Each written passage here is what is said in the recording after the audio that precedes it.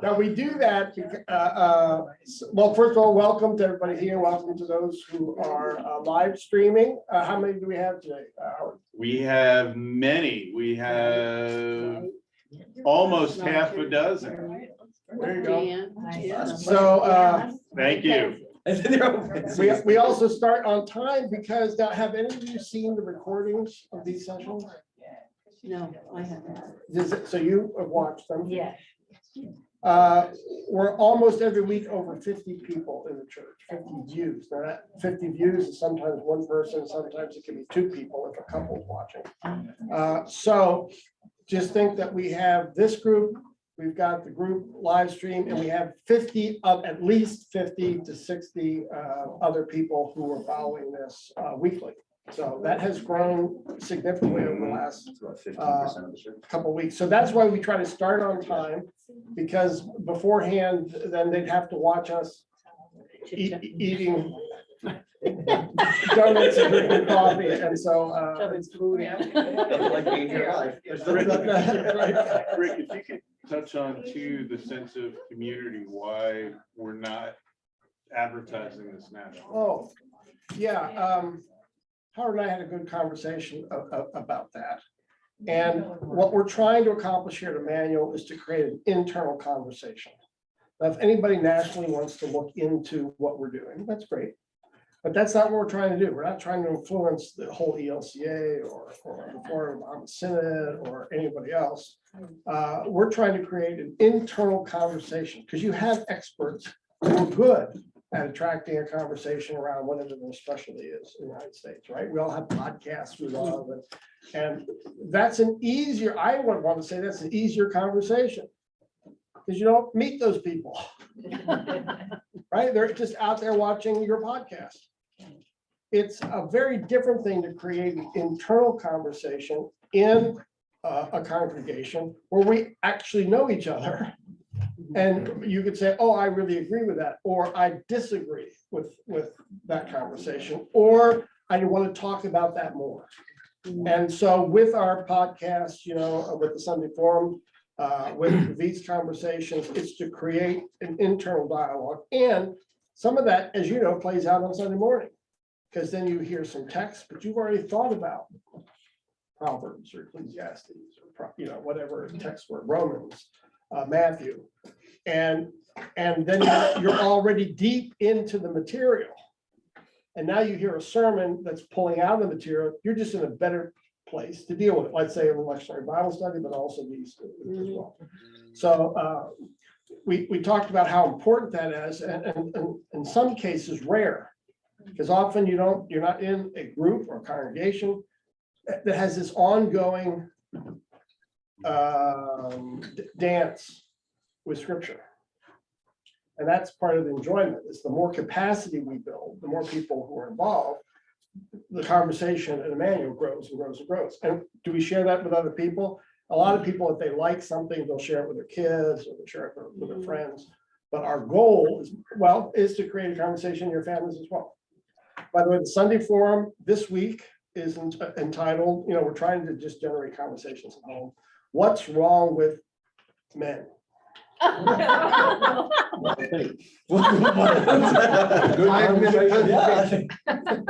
that was a quick one. What did you say? So Rick, there's another conversation actually that talks about what's wrong with our society, that we have to ask the question, yes. What's wrong with it?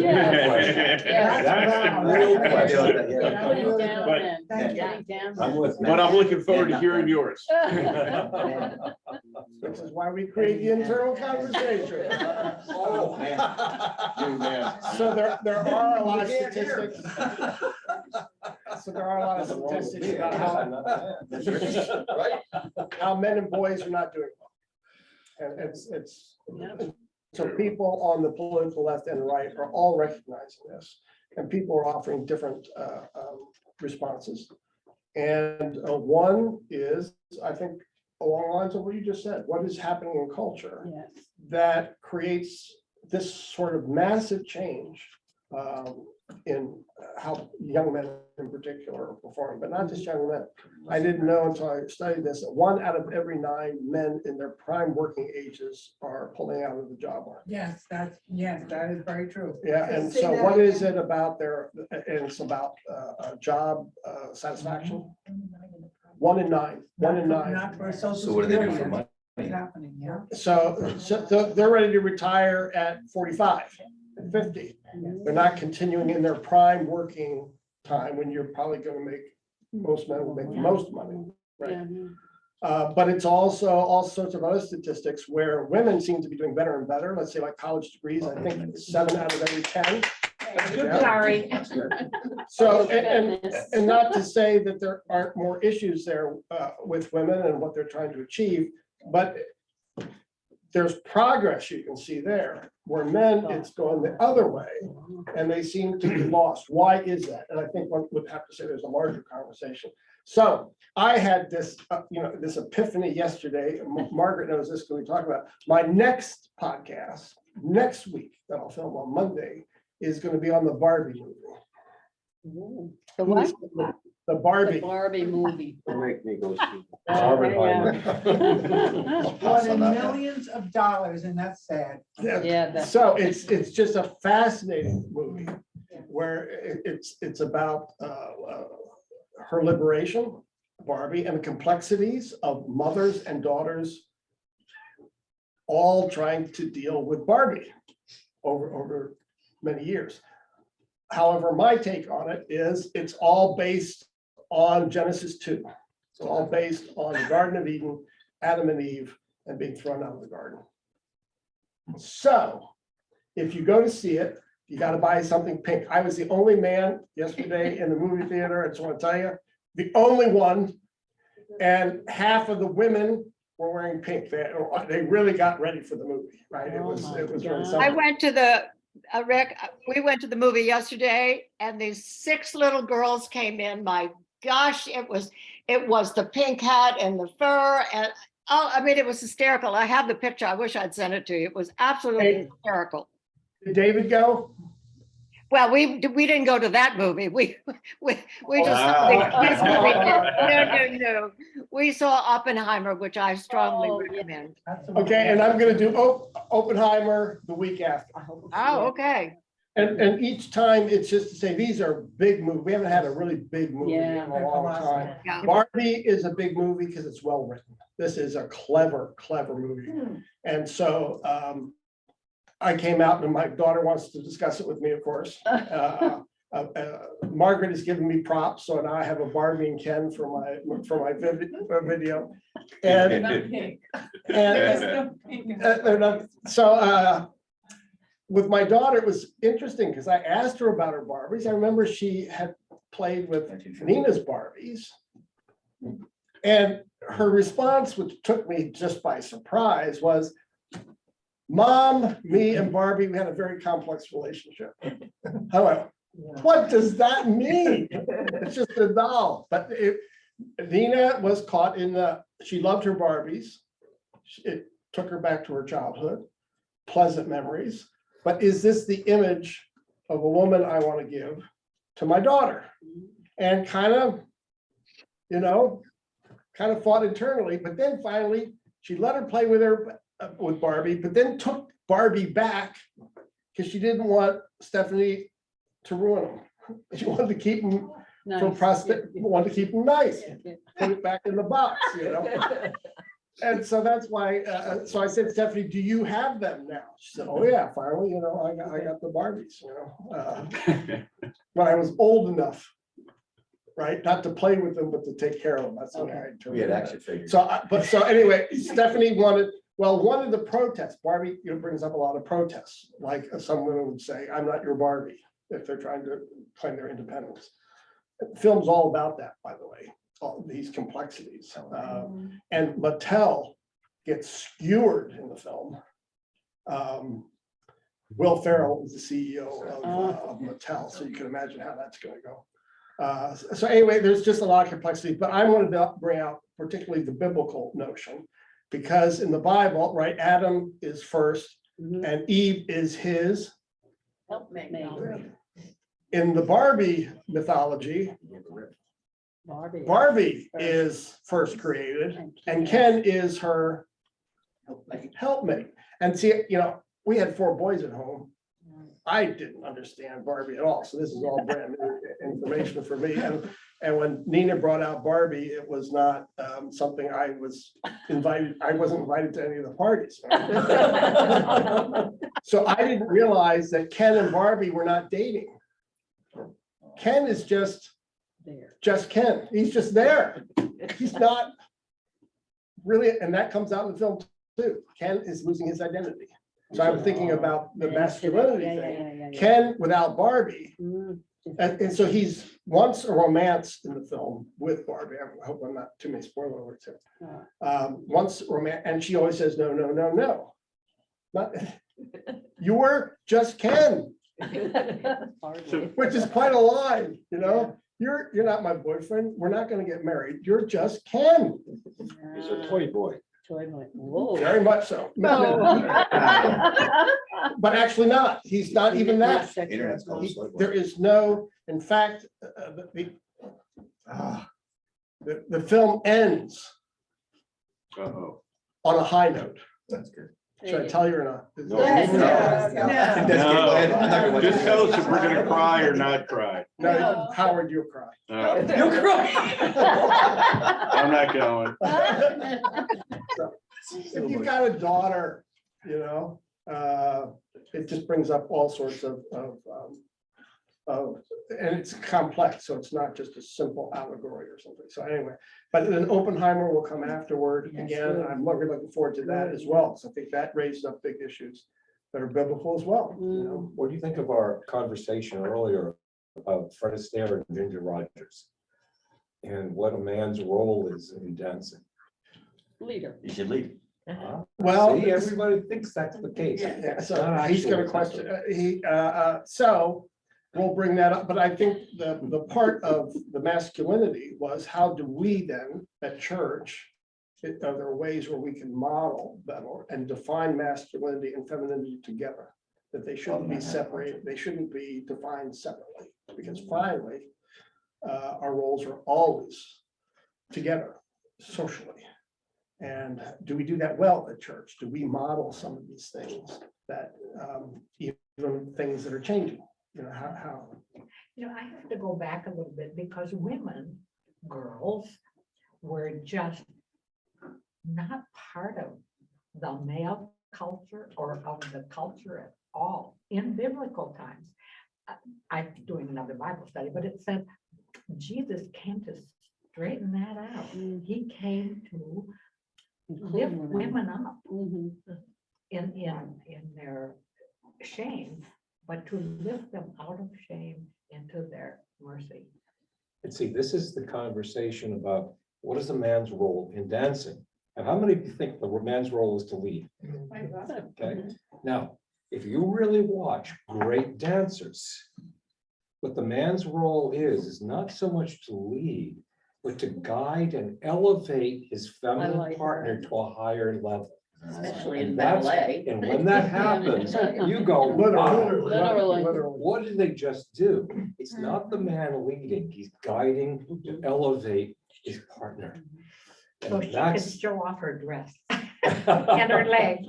And his leg. Well, And to display all of dancing, those and things. dancing, yeah, but it's a little bit like the wedding, to some degree, So in any case, those are the conversations. You can see that they're endless, and that's kind of the point, is just to get us started. It's just a catalyst for the conversation. That's it. Now, we've got a tough, No. we have a, we're gonna do Isaiah over 2 weeks. Oh, good. First of all, it's long. Yeah. Six chapters. But second of all, it's complex because it's just marinated in history. So I don't know about you, you can start reading this and you get lost almost immediately because you go, what's the reference here? Right? And the history of some of our other books, like Esther, are easier to tell. Because in some ways they're historical, in some ways we just get it. We just read the history, say, oh, I get the dynamics. Isaiah is a little different. So we're gonna go a bit into history. I think when you read Isaiah, you just have to have either a study Bible or a commentary on this one. Yeah. Because there's just too much going on. It gets too complex. And so if you've got a study Bible, it's great. What are you using there? This is called the Inspired Bible. It's the New Living Translation, but it's for coloring. And they've taken really key verses, and that's what I did this morning. That's one of the reasons I'm late. You know, this is the way you should go, Isaiah 30:21. And really key verses throughout, you know, what is this one? I haven't, you know. The splendor of our God with the butterfly, etc. So it adds another dimension. So, these are all helpful because Isaiah is one of the most quoted books in the Bible. And not just Jesus, you know, Paul, everybody quotes Isaiah. So it's going to be harder and harder to read the New Testament if we're not immersed in Isaiah. We go, oh, okay, they're going to Isaiah. Jesus is marinated in Isaiah. The New Testament church is marinated in Isaiah. They're just reading this all the time, and they're saying, oh, they see Jesus all the time in Isaiah. And this is how they're starting to understand who he was, why he did his miracles. Why did he have to suffer and die? And even Jesus, we sense that too. When he talks about himself as the Son of Man, he's using Isaiah already to understand his mission. Why is he going to the cross? Why do I have to suffer? And you remember when he shows up with the disciples on the road to Emmaus? You know, he's saying, oh, the scripture said this had to happen. Well, he's primarily referring to Isaiah. Now, other scriptures as well, but Isaiah is going to be the major template. So we've got, I think, those two dynamics. Isaiah is deep in history, so it's difficult to read. It's long, one of the major prophets. And at the same time, it's so central to our thinking about who Jesus is that you can't skip it, right? Can't skip it. So we've got about 150 to 200 years that are critical here. And I don't want to go into too much detail, but I'll go into as much as we can stand because it's just hard to keep all this straight. But these years are between after David and Solomon, right? Which is the high point of Judah and Israel.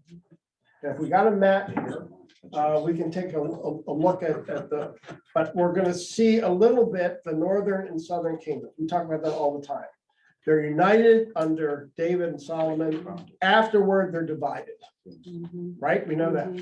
10 tribes in the north, 2 tribes in the south.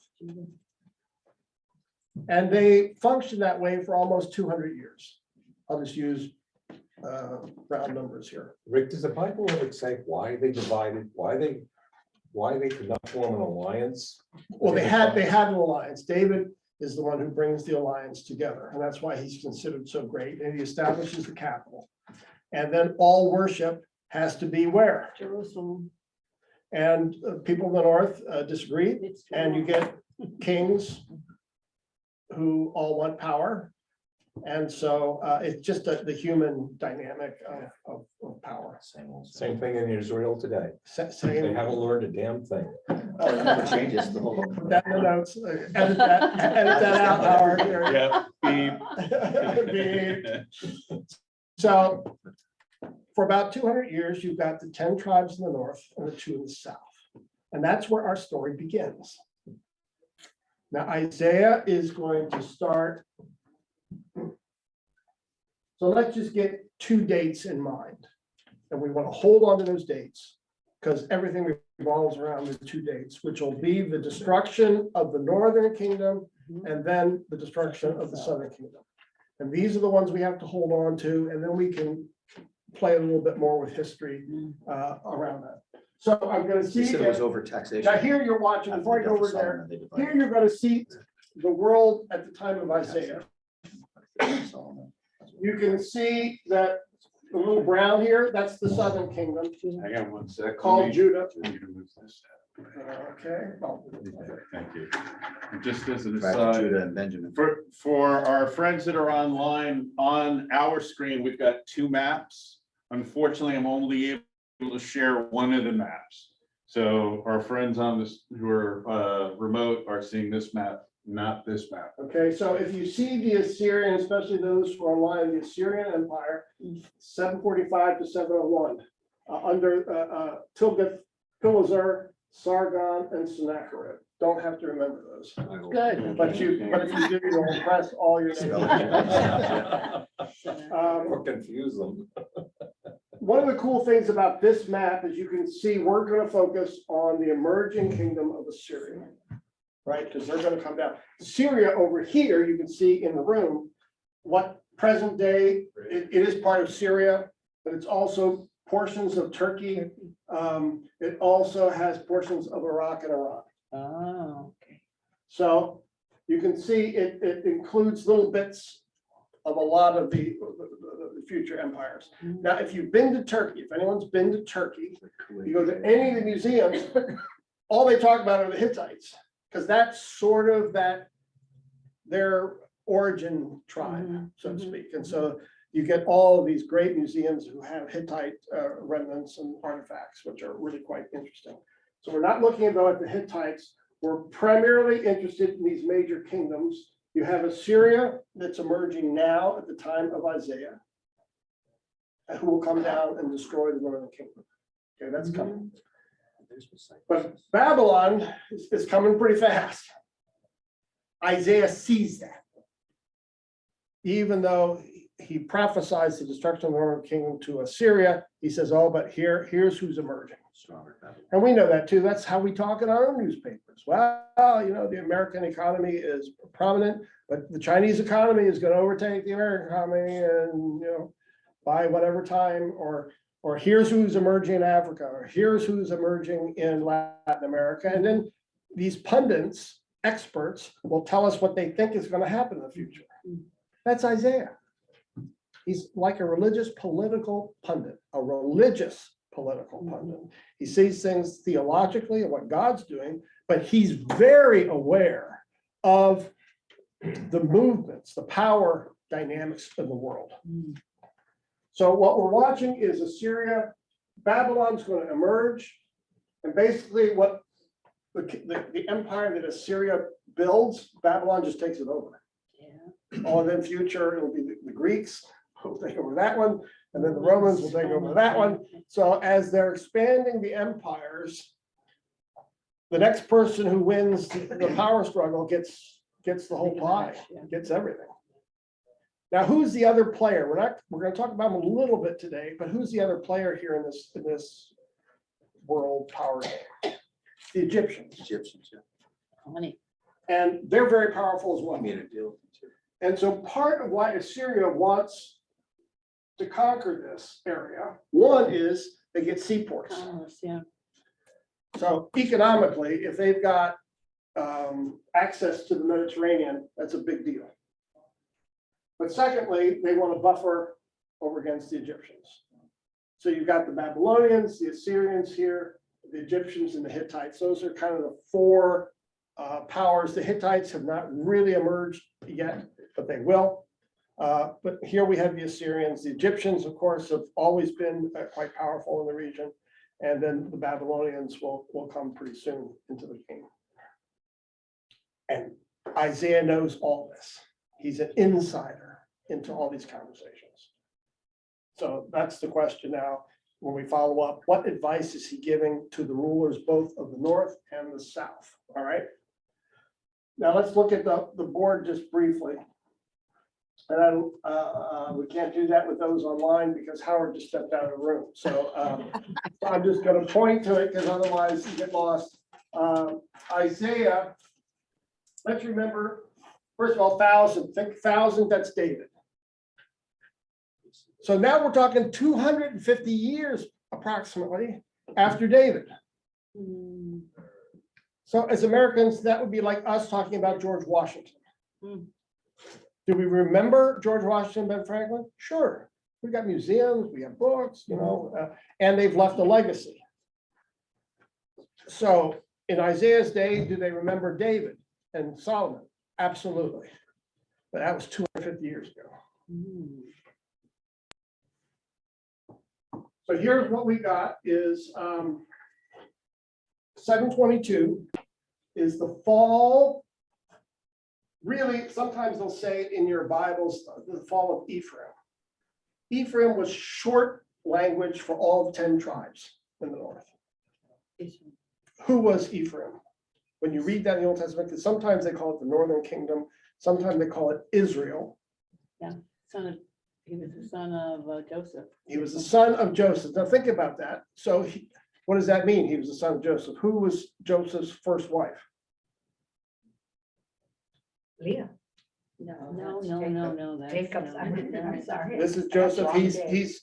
He comes as a slave. Remember, just to remind the story, he comes as a slave in Egypt. He emerges. He becomes the powerhouse in the royal palace. He's in charge of food. He's successful. He prospers, and of course, he gets a Egyptian wife. I always forget her name, so I was hoping somebody would know. Polly, something. So they have then their son, who? Ephraim, who then, and Ephraim comes and sometimes is considered one of two tribes. So some say that he comes and his tribe splits. And some includes Manasseh also. So like he's a half tribe. Her name was Aseneth. What? Aseneth. Aseneth? Yeah, that's what it says. I don't know why I have a Polly thing in my head. So Aseneth. A gift from Pharaoh. Yeah. Yeah, a gift from Pharaoh, right? Probably, Alliance. I would say probably, well, or someone in the harem, which could be alliance. So you've got that, but now, so you got 722 is when the Assyrians come and finally destroy, not really Ephraim, it's really the town of Samaria, their capital. Because they had already in 732 captured and set into captivity almost everyone in the north. They just hadn't captured the capital city. So that's like coming down to the south and you conquer everything, but you haven't taken the fortress. That's like when the Turks came and attacked Constantinople, right? Finally, you have to take the city. You can't just conquer the surrounding sides. You got to take the city. And that was, so what I mean by that is by 732, the result of the Syro-Ephraimite War, that's what it's called, Syro-Ephraimite, it was Syria, Assyria, and Ephraim, the northern 10 tribes. They're already decimated by 732. They've already been taken into exile. The people have been scattered, except for the town capital of Samaria. That's all that's left. Sounds like the Middle East today. I think this is just, It's like we keep doing it over and over and over I again. think it's the same story. Different players, sometimes slightly different Sure, dynamics. reading the Senate. So again, my point is 722, you can remember, but it wasn't like all at once. Yeah. It was like we conquered everything. And when people were sent into exile, here you can look at, well, we'll look at the map again, sorry. No, that's quite all right. Multitasking, I When apologize. you take a look at the map, what happened is then, as a conqueror, Sennacherib, I will now take people from here and scatter them in other places. And the idea was to destroy your culture, pacify you. So if I destroy your religion, I destroy your culture. You're separated from your families, from your land. That will pacify you, which is true. But then other people that they're conquering other places are brought here. Right? Yes. And that's where then Ephraim becomes, in the biblical times, we refer to it as Samaria, Judea and Samaria. It's not called Ephraim anymore, so we can distinguish when it was really still Jewish tribes and when it was destroyed and there's this great mixing of people from the whole Middle East that come there. Okay? In this, by 732 and 722, when it's the fall of Samaria, now all of Ephraim, the commentators talked about the lost tribes of Israel. All 10 are destroyed. They lose their coherence. They lose their sense of being a tribe of Israel, of following the God of Abraham, Isaac, and Jacob. Now, do some of them remain, so to speak, faithful Jews in other places? Yes, we know that because they got scattered all over. And so some remain faithful, but they were no longer faithful as a tribe, as a group, as a people. So that leaves after 722, what's left? The north is gone. Now all you have is the south Judah. of Judah. Which is tiny, according to your map. It's tiny. So, you're talking about Jerusalem, Bethlehem, just 2 tribes down there, but all referred to as Judah. And they are going to fall in 586, but not to the Assyrians, but to the Babylonians. Right. Okay. So now Isaiah, the book, is going to cover all that period. About 150 years, which makes it kind of confusing. But didn't God allow that to happen? He actually used those to. Okay, here's Matt where commentators differ. And what we're going to see in a second is the Bible Project. And we're going to divide it up into 2 pieces. But the question here is when Isaiah is speaking to the kings of the north, and then later to the kings of the south, over 150, spanning all that history, was it multiple writers within a family of writing, call it the family of Isaiah, who are first prophesying about the north and then prophesying 100 years later about the south? Or is it one person, Isaiah, up here in the 740 to 681, is he doing it all? And then writing some prophetically about the future, instead of writing prophetically about the present. So everyone disagrees. So you'll see more conservative commentators say it was one person, Isaiah, and he lived from 740 to 681. So he sees the destruction of what he prophesied. He said, if you guys don't shape up and become more obedient to God, then the Assyrians are going to come down. And oh, by the way, I see another power emerging, the Babylonians, and they're going to come soon. And they're going to get you. And all that other stuff too. Now, that could be true, but that's certainly true through chapters 39 that we'll cover today. But he's looking at both. And he's getting upset at the northern kingdom because they're going, maybe we got to hook up with Egypt. And there, the king also, was it Hezekiah, brings in the Babylonian delegation and shows them the riches of the temple. And says, we got our act together, we got all these riches, and Isaiah's going, what are you doing? Yeah. Sorry. You've just shown him your bank account, Yeah. Exactly. and they're gonna come and get it. And 100 years later, they come and get it. Because they know there's wealth there. Why not come and steal it? Why just take it? So again, was that one writer who sees all of this? So some commentators, the way I was trained, is after 39, you have someone else coming, speaking in Isaiah's voice from verses 40 to, what's it? Yeah. 40 to 60, I believe, 40 or to 59. And that now they're going to shift their emphasis toward the southern kingdom and only talk about the southern kingdoms, the threat of Babylon coming. And then someone else in Babylon will write Isaiah 3, third Isaiah, the last 6 chapters, to talk about the return. So there you have it. There's some would say it's 3 parts. That's right. Some would say it's 2 parts.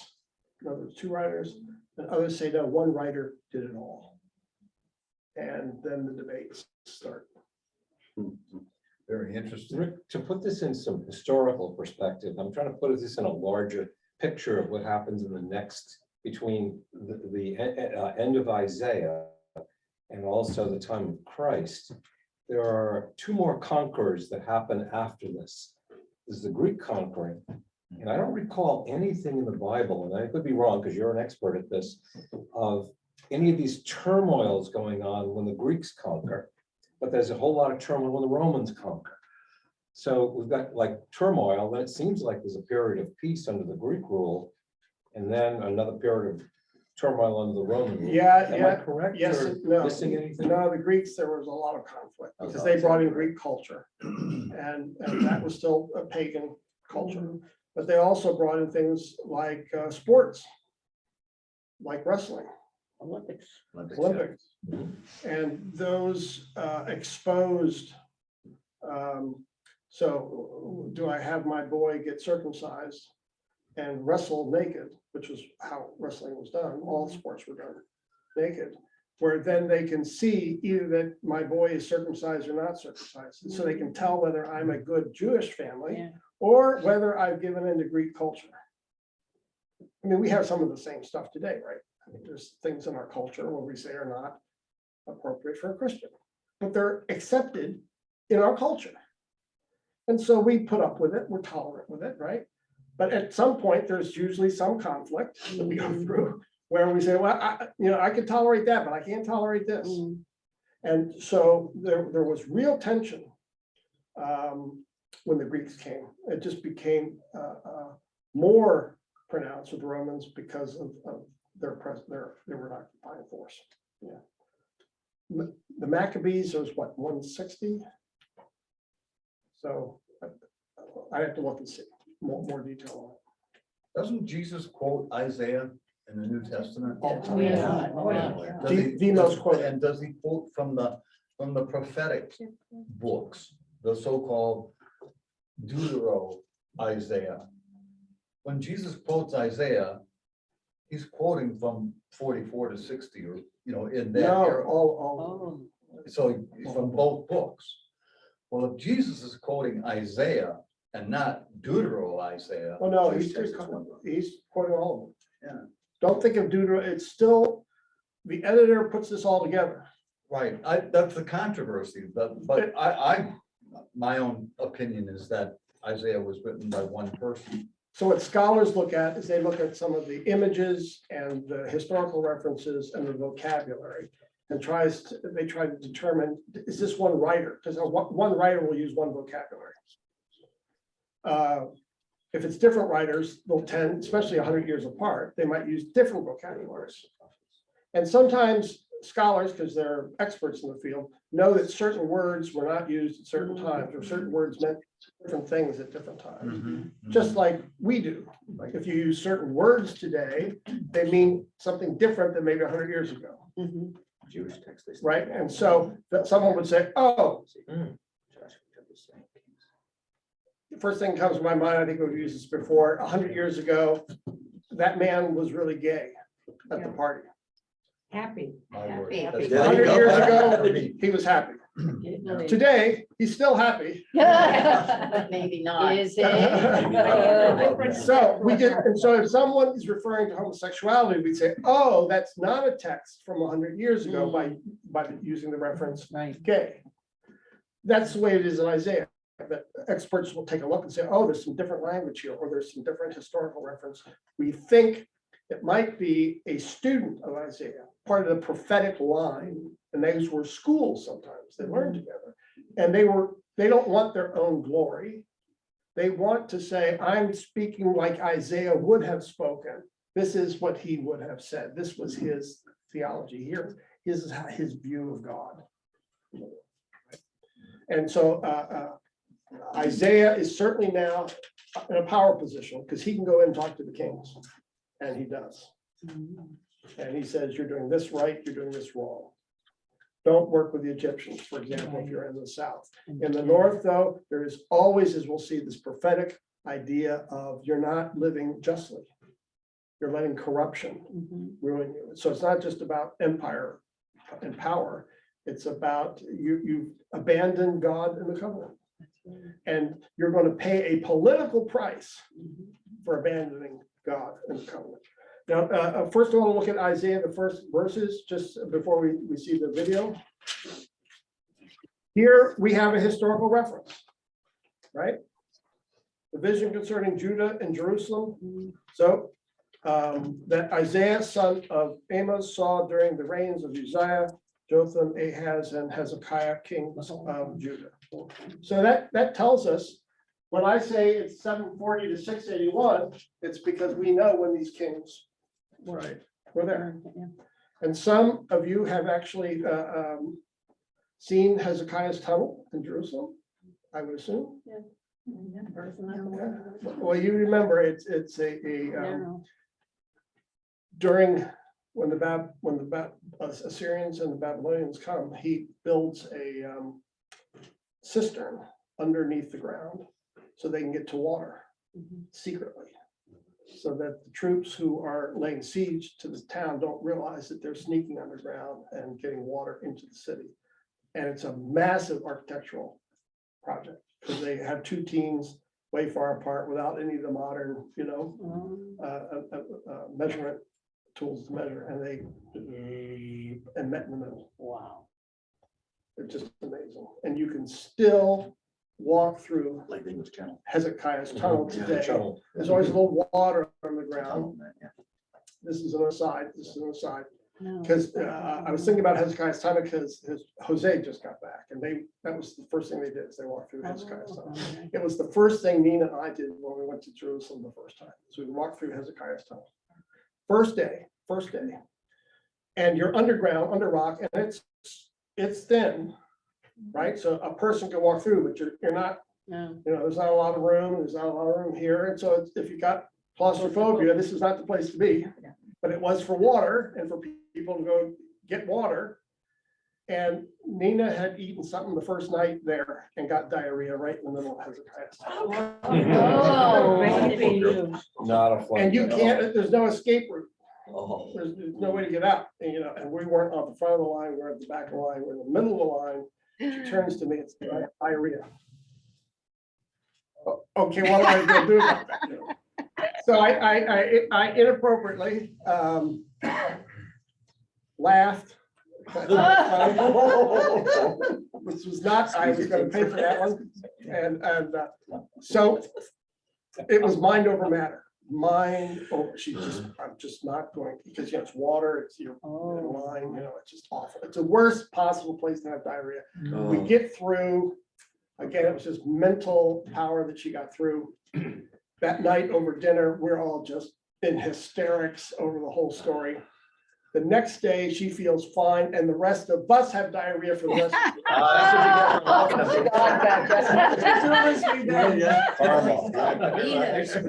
Literally, for the rest of the trip, we all had diarrhea. And Nina felt great. She got rid of all her charts. So anytime I think of Hezekiah, I don't go Think to, of diarrhea. I think of diarrhea. Just. Yes. How long was it? What's This the name of the tunnel? tunnel? That's a great question. I don't have that on the tip of my tongue, but I'm sure we can Google it. It's long because it has to go from the city all the way down to the river. And it has to do so that the troops in siege don't see them doing it. So my guess is it's not down to the river itself, but some aspect of the river where the water can be channeled into the tunnel. And then you got to get down there. And most of the time when we were in the tunnel, there was water. Yeah. It's about a third of a mile, 1,749 feet. There you go. A third of a mile. Think about a third of the mile at that time on rock. That's a lot. Going that way. Just some text, Isaiah 5, the song of the vineyard. I will sing for the one I love, a song about the vineyard. My love had a vineyard on a fertile hillside. Pretty famous song that'll show up in church every once in a while. I probably should have also read the Mountain of the Lord, chapter 2. Come, let us go to the mountain of the Lord, to the house of the God of Jacob. He will teach us his ways so that we may walk in his paths. I mean, these are going to show up in church all the time. 6, Isaiah's commission. We'll hear about in the movie coming up. In the year the king Uzziah died, I saw the Lord seated on a throne, high and exalted, and the train of the robe filled the temple. This amazing vision. And of course, he thinks he's going to blow up. As being in the presence of God, remember Mount Sinai, if you touch the mountain, Yeah. death. We had the same thing with the Ark of the Covenant, remember with the Philistines? Don't touch. And then even people trying to get the Ark back into Jerusalem, doing all the right stuff, they touch, remember, they slip and fall, they touch the Ark, boom, dead. Right? So Isaiah thinks, oh, This is it. my head's gonna blow off. And he says they were calling to one holy, holy, holy. The whole earth is full of your glory. Doesn't that sound like Revelation? Of course, Revelations Is right there. is yeah. built on Isaiah. Yeah, so that's a nice thing of when you hear those, and you can make those connections. What Revelations is trying to put it all together for us. And here his head doesn't blow off. Right? And so there's something about, remember the hot coal, Yes. Yeah. that instead of burning him, it's actually a purifying Purified fire. It's not a destructive fire. And Isaiah's going, who knew that? Thank goodness. You know, this is like a new spiritual experience for Isaiah. It's a vision, of course, but he doesn't blow up. He's not burned. He's purified. For ministry. 9 is another. Of course, this is at Christmas and Advent. You know, if you've been schooled in Emmanuel, you sing that part. Oh, which one? At 9. Oh, Pour unto us the yeah, that's how we often know it, right? Is heaven's Messiah. So we want to pick up on God's anger here, on the words of judgment. Isaiah does not hold any punches from the north or from the south. The political nature of what he's saying, he's schooled in the politics, but he's reading it theologically about some of these are not just about power politics, but about abandoning God in the covenant. And this amazing image, not only of God's grace, and that God will finally bring people back from Babylon, not from the Assyrian. A branch from Jesse. So this means a lot to me. At Seminex, we used to use that image too of the stump that's died in the field. Then all of a sudden a branch emerges, grows out of the stump. That was the Seminex logo. That a remnant would come out of the Missouri Synod. Always a remnant. Always, Yes, always a always. remnant. Yeah. That's exactly right. Sure. And there's that picture of the remnant emerging, and it finally would be the remnant who would come back, repopulate Jerusalem, and bring back covenant worship, covenant faithfulness to Israel, in order to fulfill Prophecy. the original prophecy to Abraham and Noah to serve the nations. It was always not just to be your own glory, but to serve the nations. And with that, you want to tee up any questions initially, though, on, it's a lot of history. That's just the way Isaiah is. Rick? Yep. On 10, I mean, this to me is so applicable to today. Woe to those who make unjust laws, to those who issue oppressive decrees to deprive the poor of their rights and withhold justice from the oppressed of my people.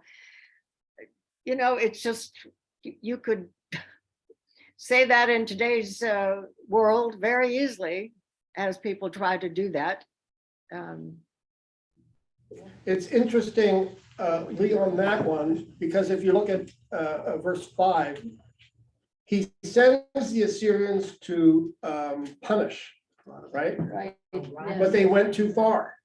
So he says here, woe to the Assyrian, the rod of my anger. So they are the rod of my anger, but in whose hand is the club of my wrath? I send him against a godless nation. I dispatch him against the people who anger me, to seize loot and to snatch plunder and to trample. But this is not what he intends. This is not what he has in mind. His purpose is to destroy, to put an end to many nations.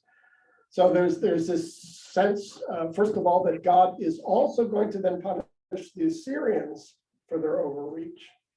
He's going to also punish the Egyptians for their disobedience. So our focus, of course, is on Israel, excuse me, the north and the south, Ephraim, Judah. But God's working in all these countries, and Isaiah sees that. If you're not faithful, it's not just Israel. It's, what was that, Tibia on Fiddler on the Roof? After he suffers all these things, he says, God, go choose another people. Yeah, that's not Isaiah. Isaiah has God working in all these places. Yeah. Are you ready? We are. Okay, let's watch. And again, there's a lot going on here because this is Isaiah, but a lot of important things. All right, we're almost ready.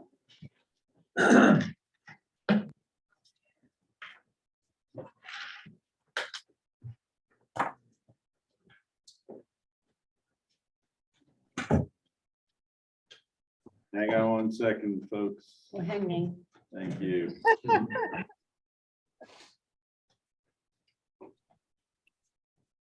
Pastor Rick, is there more than one Bible project video on Isaiah? Yes. We're going to do 2 weeks. It's two. Okay, but sometimes they have two different versions on one book. Not in this case. No, it's the 2 versions. Okay. Especially with the wisdom literature, they did that Yeah. because they packaged the wisdom literature together, I think, in a really nice way.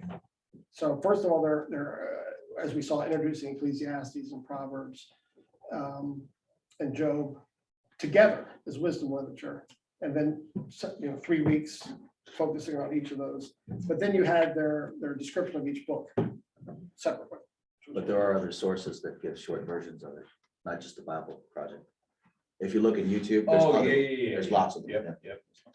All right, and I'm going to, for the folks that are online, if there's an issue, just let me know and we'll address it. You should be able to see read The book of the scripture. prophet Isaiah. Right? Isaiah lived in Jerusalem in the latter half of Israel's kingdom period, and he spoke on God's behalf to the leaders of Jerusalem and Judah. He spoke, first of all, a message of God's judgment. He warned Israel's corrupt leaders that their rebellion against their covenant with God would come at a cost, that God was going to use the great empires of Assyria and after them Babylon to judge Jerusalem if they persisted in idolatry and oppression of the poor. But that announcement was combined with a message of hope.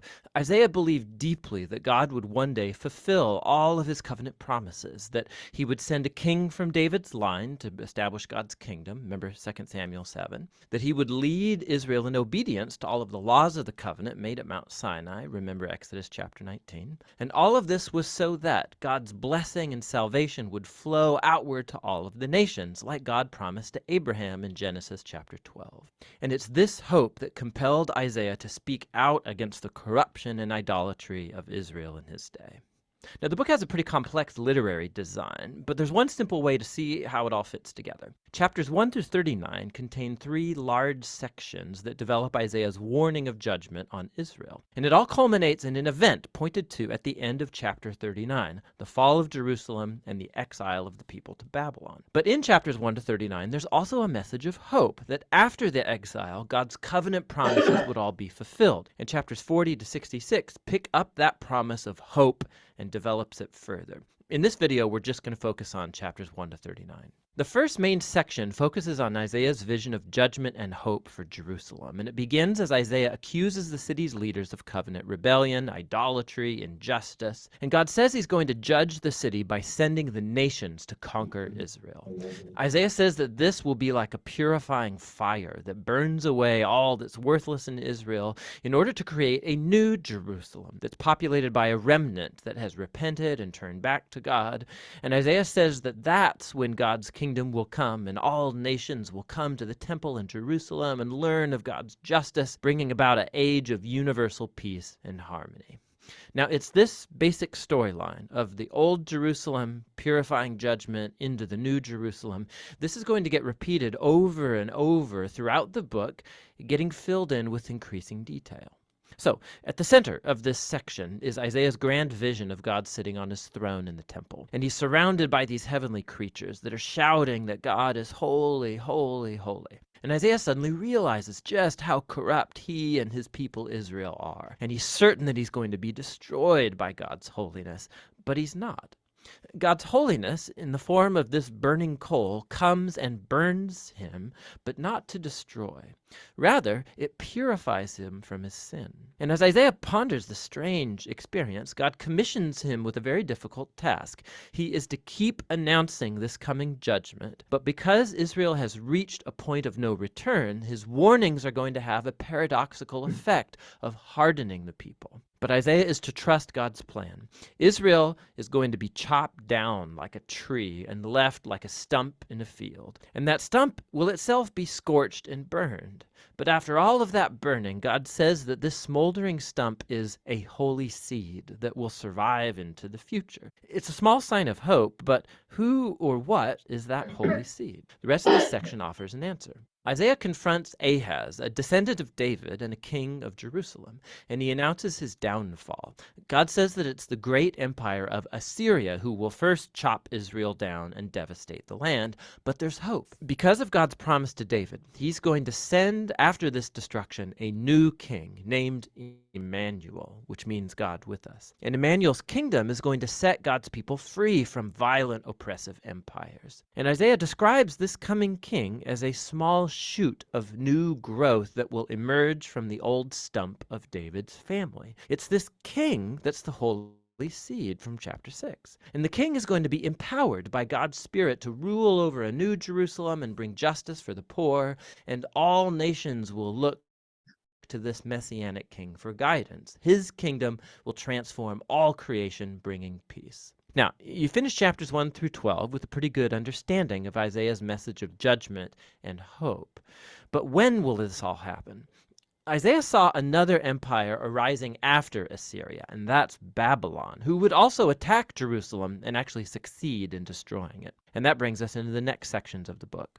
So first, we have a large collection of poems that explore God's judgment and hope for the nations. We learn, first of all, of the fall of Babylon and Israel's neighbors. Isaiah could see that Assyria's world power would one day be replaced by the empire of Babylon, a nation even more destructive and arrogant. Babylon's kings claimed that they were higher than all other gods, and so God vows to bring Babylon down. And not only Babylon. Isaiah goes on to list Israel's neighbors, accusing them all of the same kind of pride and injustice, and he predicts their ultimate ruin. But remember, for Isaiah, God's judgment is never the final word for Israel or the nations. And that leads into the next section with a series of poems that tell a tale of two cities. There's the lofty city that has exalted itself above God and become corrupt and unjust. This city is an archetype of rebellious humanity, and it's described with language that's all borrowed from Isaiah's earlier descriptions of Jerusalem and Assyria and Babylon all put together. This city is destined for ruin, and one day is going to be replaced by the New Jerusalem, where God reigns as king over a redeemed humanity from all nations, and there's no more death or suffering.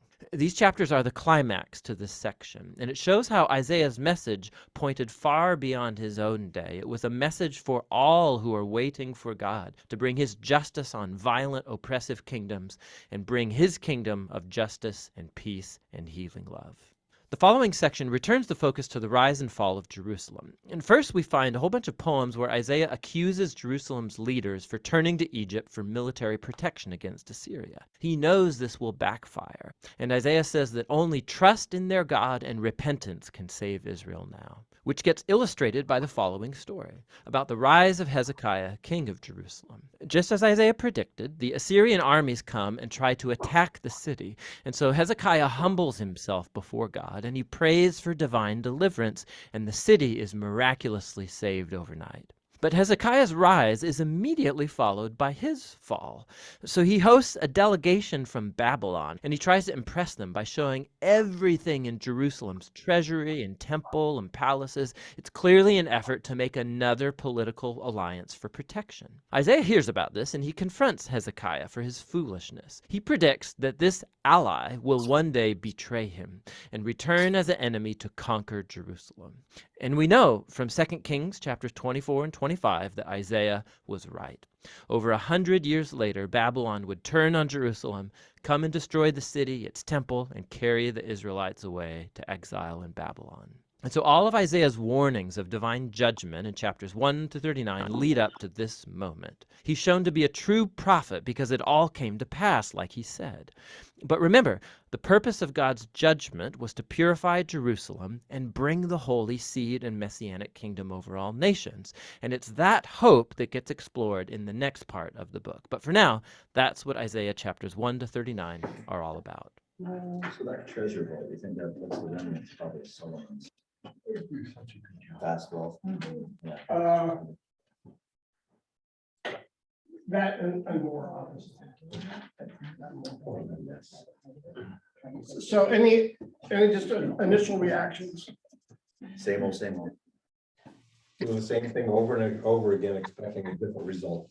Insanity. Insanity. Mhm. Chronologically, then, just for my own understanding, Isaiah is predicting the eventual downfall. They make an alliance with Babylon, and 100 years Isaiah is dead. His confrontation and prophecies of Babylon comes true. Is that right? Correct. Yes. Okay.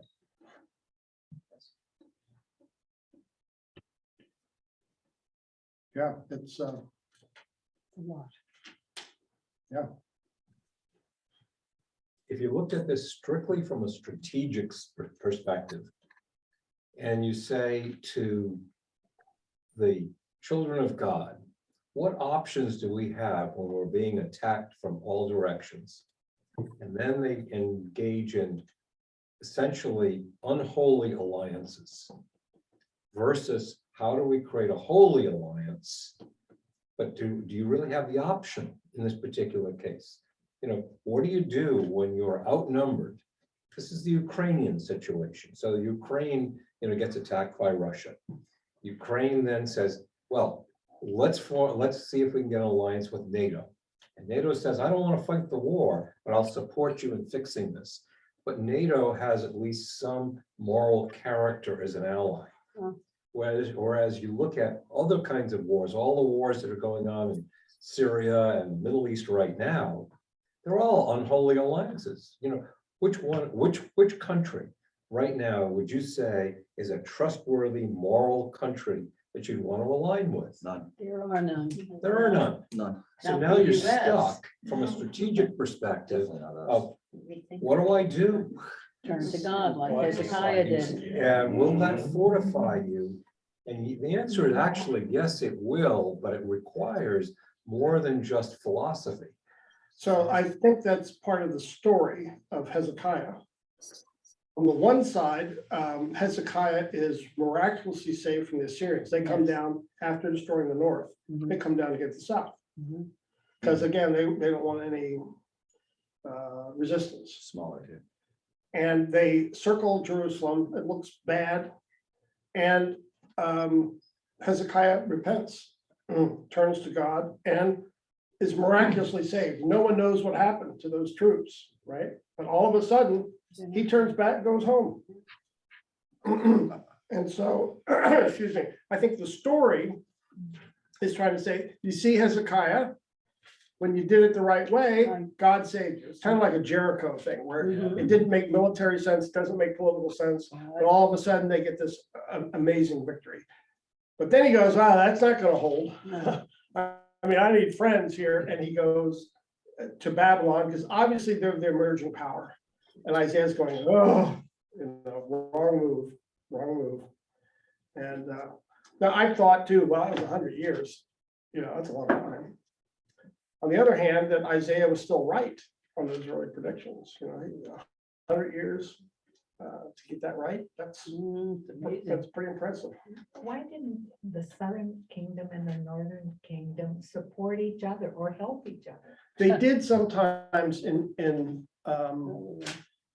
but they had grown very far apart. It's kind of like Robert said, that they didn't trust each other. And physically as well, far apart?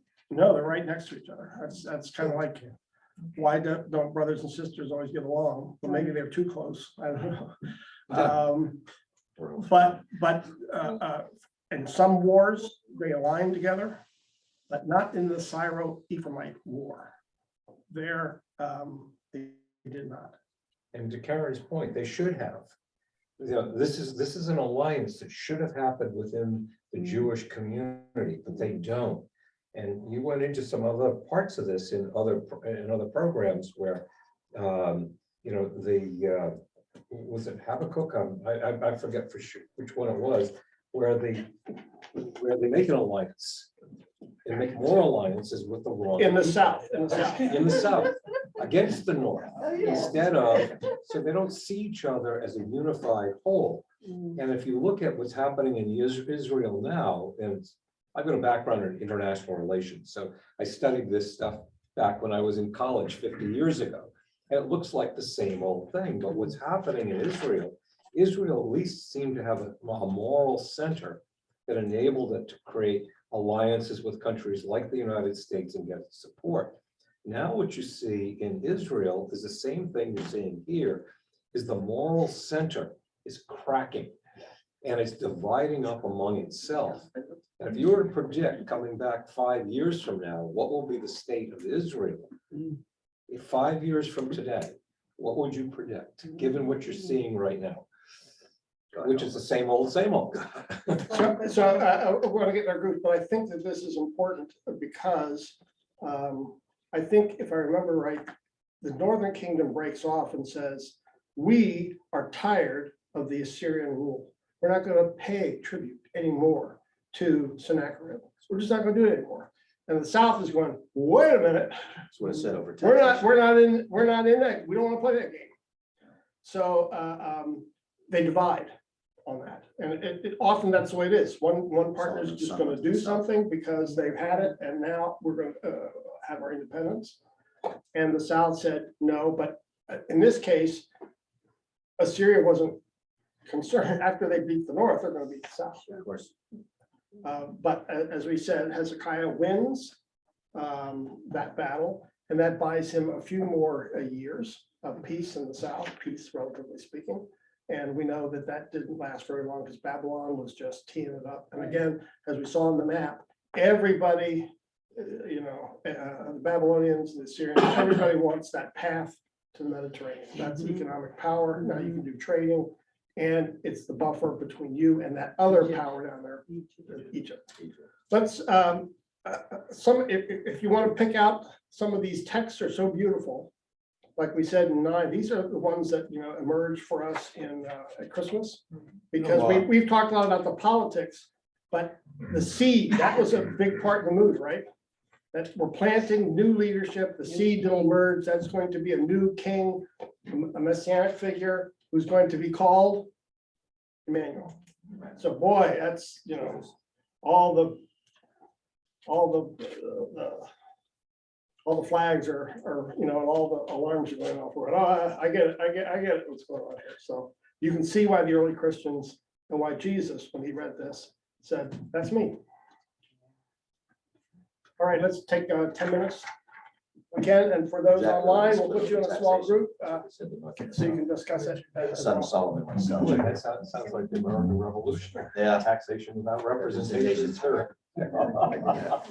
I mean, this is interesting stuff. I am from the government.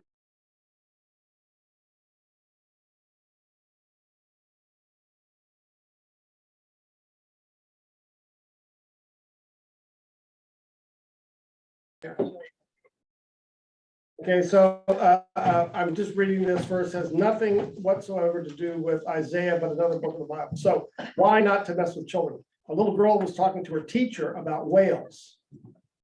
The teacher said it was physically impossible for a whale to swallow a human because even though it was a very large mammal, its throat was very small. The little girl stated that Jonah was swallowed by a whale. Irritated, the teacher reiterated that a whale could not swallow a human. It was physically impossible. The little girl said, when I get to heaven, I will ask Jonah. The teacher asked, well, what if Jonah went to hell? The little girl replied, then you ask him.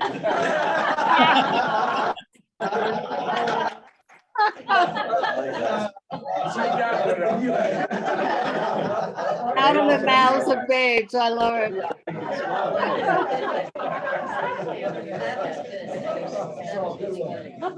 Nothing whatsoever to do with Isaiah. So anything that you heard in your groups that you just want to bring into the plenary, any insights or any questions about Isaiah? Let the word itself do the talking. When you start reading Isaiah, things happen. You know, a couple of years ago, we talked about, what's your favorite book of the Bible? You asked the question, you're sitting right there, and I was sitting right there, and we had a whole bunch of people that are still here. What's your favorite book of the Bible? And I answered Proverbs. You did too at that time. And I was just saying to this young lady here that Francis. that if I were asked that same question today, I'd have to put Isaiah right up there with, you know. Right up there with It's prophets. hard, you know, So how true. can you choose your favorite book That's of the true. Bible? But That's true. Isaiah has taken a new place. Do you have a Through the- favorite, do through you have the a favorite years. child? Ben Sira. Sorry, Do you have a favorite child? a favorite Child. child? No. And I asked my mom that question. I asked my mom that question. She had 7. And I said, Mom, who's your favorite? Who do you love the most? The one who needs it most. That's my mom. Great answer. No, I do think actually parents do have a favorite. You just don't say it out loud. Yeah, that's not. Exactly.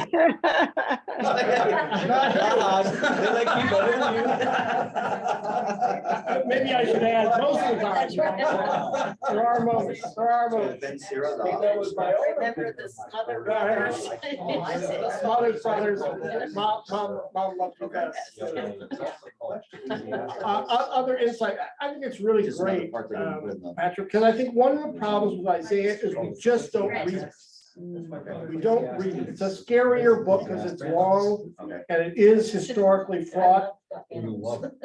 And the way Yeah, the check it out, prophets check it out. talk, it's judgment, grace. Mhm. And then it goes back to judgment and then grace. And it's almost, at least my feeling is, make up your mind. Yeah. And it's not, that is the prophetic word. That's, I would even say that's part of the gospel we preach, is always judgment, grace, and it's back to judgment and grace. It's that dialectic, which we would say is the word of God. It's law, we say law and gospel, law that accuses, gospel that accuses. So that's just a great insight. Others? Well, we brought up this at staff meeting, there's kind of this question, how much corruption or evil can a Christian endure? And still be a Christian, right? So you have Hezekiah and the kings who are saying, well, it's not that bad, right? It isn't that bad. And then you have Isaiah who says, well, it is bad. And so this tension where how bad does it get to where the person listens or not? And I think we're kind of to bring it home, we're living as Christians trying to see that which is around us and what do we tolerate and what do we repent against and what do we fight against? Yeah. Right. And that seems to be changing every day, which kind of leaves you just sometimes frozen. We talked about this in staff. I didn't bring it up Sunday in the sermon, just because of time. But in Romans, Paul's talking about idolatry, because the early church is focused on idolatry. And the early church didn't know how to respond, especially to making sacrifices to idols in public, because that was part of, let's say, being part of the business community, is you would go to your guild and you'd set up your shop and then you make an oblation because everyone did it together. Or you would eat meat sacrificed to idols at your local Rotary meeting, right? I mean, and the Christians would say, some would say, that's not too bad because I don't believe in those gods. I'm just doing it because otherwise I can't do business. But I don't believe it. And others of Christians were saying, no, that's bad. That's a slippery slope. And now you've crossed a line into idolatry. And it's interesting, Paul does not answer that question. Now, remember in 1 Corinthians, he says, don't do it if you're hurting the conscience of weaker Christians. So in other words, if you're doing it, it's not about sin or not for you, but if you're offending everybody at church, where you're making them to slip and causing them to question their faith, then you gotta stop it, not for your own benefit, but for theirs. So it's a love of the neighbor issue rather than There you go. so it's just really interesting, but I think it's a kind of a universal. What type of slippery slope are we on? Is there a line? Has it been crossed? And you notice, I like the way you said it, Jim. It wasn't that, oh, now they crossed the line and I get them, right? It's rather, or I'm gonna get prophetic and speak the truth to power. It's rather, have I crossed a line? So I'm part of the problem. I'm not part of just giving the truth over against somebody else who's obviously wrong. Obviously. Anything else? Yeah. Just something when you just said, Pastor Rick, I thought about something one time that Pastor Frank said in one of his sermons. It was a really powerful sentence. He talked about being in situations at times when something unquestionable is being said or about a group or a person, and you stay there and you're silent. And I got the chills just because I remember that when he was talking about that. And he said something that silence is you're consenting to that. And I think that's really kind of like in a situation where when someone feels uncomfortable, I think we have to say we feel uncomfortable. But you have to be able to do it in a way that you're not looking to alienate somebody, but you're looking to let that person know you're crossing boundaries with me right now. And I don't feel comfortable with you, what you're saying. I don't agree with that statement.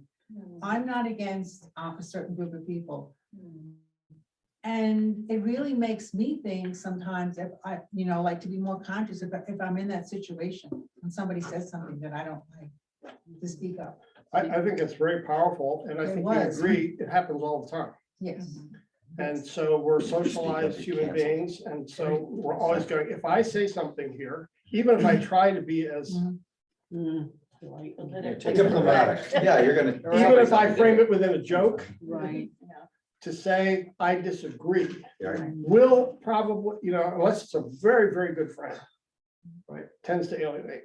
We just know, and that's why we want to keep silence. We go home and we feel like we have to take a shower because because we didn't say anything. Wash off. Yeah, you kind of wash off the filth of what just happened. And yet we know if you bring it up, we also have those people who bring up stuff all the time, right? And they always make the excuse, well, I'm just being honest. Yeah. You're It's like, well, being no, you're hurtful. just No, it's being you're just hurtful. just being hurtful. That's right. Yeah, you're a That's just the way you are. Yes. And I'm being honest. You're a terrible human being. Just They're being honest. whitewashing the honesty. It's kind of a fine line, being true to yourself and not being holier than thou and condemning the other person, Judging. So it's, as our former minister used to say, it's one of those paradoxes again in the faith where it's always up and down. Yep. But I think these are important discussions as we close, so we can identify with the Hezekiahs. We can identify and maybe admire here Isaiah for being clearer than often we are in given situations. So here in probably a fuzzier situation where some would say, well, this is just how the political game is played. Isaiah is saying, no. So all of a sudden, there's just like this moral clarity when there was just fuzziness and gray and fog. He just kind of cuts through it and says, no. And, but God's going to judge you, but then there's mercy, there's a mercy, there's still hope. And you notice next week, we'll go into the last chapters, 40 to 66. And you notice how he framed that? Those were the chapters on hope. Where now judgment is still there, but hope is going to play a bigger role. And of course, these are those texts that we always love to read in church. That's 40 to 66 too. In my book, it says 53, chapter 53 is the best description of Calvary in any of the Gospels. And the early church, of course, used that as their if you understand, hermeneutical understanding of Jesus, hermeneuticals and the frames you have in your glasses. So you put, we all know that we have to change our frames every once in a while so we can see clearly. They used Isaiah 53 as their lenses to understand who Jesus was clearly. All right, let's say a prayer. Good and gracious God, thank you for Isaiah, for not just the history, but these words of judgment and hope that we both admire, but also for today, speak to us indeed words of judgment and hope, that we might be a wellspring of hope for those around us. Bless the nations through us as we continue in these gorgeous words of Isaiah. Pray this in Jesus' name.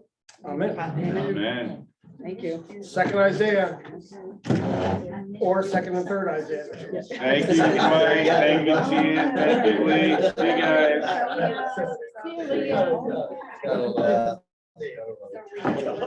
You made a great.